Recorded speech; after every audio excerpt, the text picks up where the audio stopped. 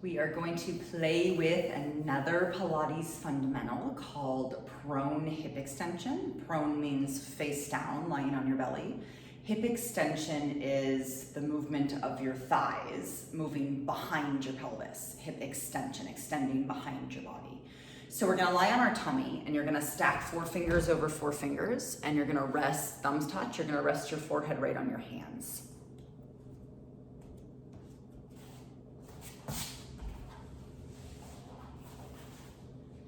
Legs are hip width apart, top of the feet are pressing into the mat, and again, you guys are just gonna rest your head.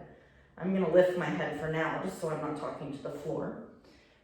But you wanna feel the same fundamentals. We've done a lot of work in the fundamentals on our back. It's usually easier to feel the positions when we're lying on our back. So what tends to happen when we lie on our tummy is our abdominals, gravity takes our belly and our ribs and plops them into the floor, and there's a bit of a arch in the lower back. So what I want you guys to revisit is this idea of your pelvic tilt.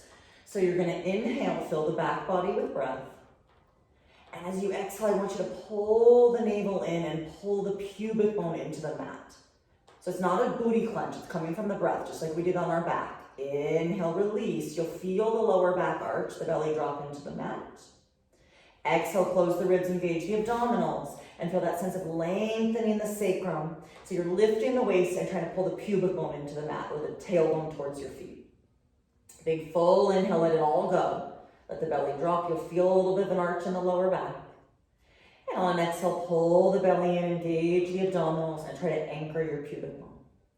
So we are tilting the pelvis, but because we are on the mat, we're tilting the pelvis to a neutral position.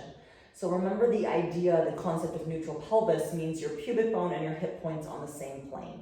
When I'm on my belly and I relax my belly, my tailbone tends to stick up higher than my hip points. My hip points drop, my lower back arches. So we have to keep that engagement of the lower abdominals, right? And a lot of our bodies tend to want to do this from a booty clench, which can be quite compressive in the lumbar spine. So try to do it with the pelvic tilt.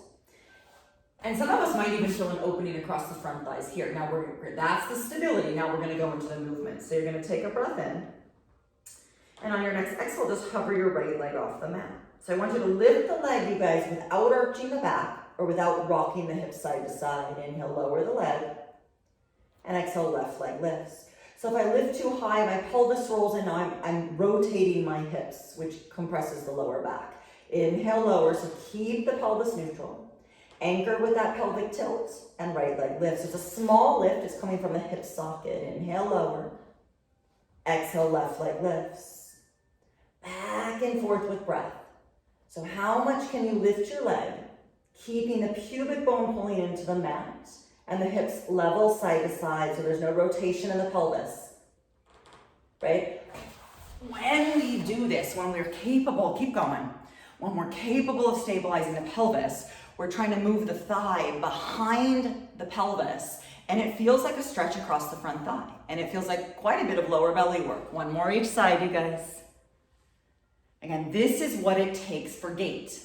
The hip, we need 15 degrees of hip extension in order to walk without there being too much torque in the hip joints or the lower back. One more each side. And then release. And if it feels comfortable, you guys just push with your hands or forearms, sit back in a child's pose. If this doesn't feel good, just lie on your back, hug your knees into your chest, let your forehead rest. Again, if child's pose hurts your joints, lie on your back, hug your knees into your chest. If the head doesn't comfortably reach the floor, stack the arms. You want to feel like it's a rest position, a release. Take a few full breaths in, filling the mid-back.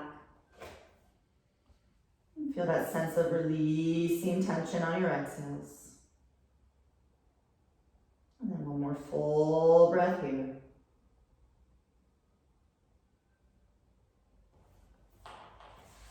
Again, you guys, be patient with yourself. Some of the fundamentals on our back are a little easier to understand and get in the body. Prone becomes a little more challenging.